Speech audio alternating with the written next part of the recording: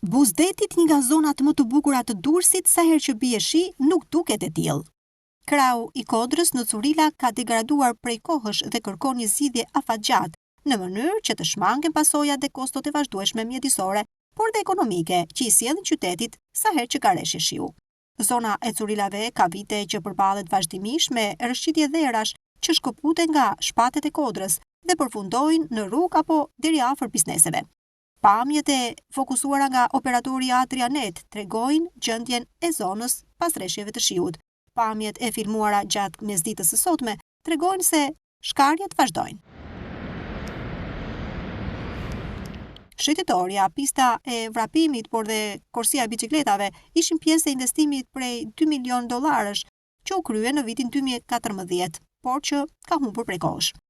Rrëshqitjet nisën pas masakrës me prerje masive të pemëve në Kodër dhe ndërhyrjeve të shumta, ndërsa investimet për rikthimin e Kodrës së Curilave në gjendje natyrore duket se ishin një dështim total. Për shkak të rreshjeve të dherave, e gjithë zona poshtë Kodrës vazhdon të jetë me rrezik për qytetarët, bizneset dhe kalimtarët. Pamjet flasin se asnjë mas nuk po merret dhe e vetmja gjë që bëhet sa herë që ka rreshje shiu është largimi i dherave nga rruga.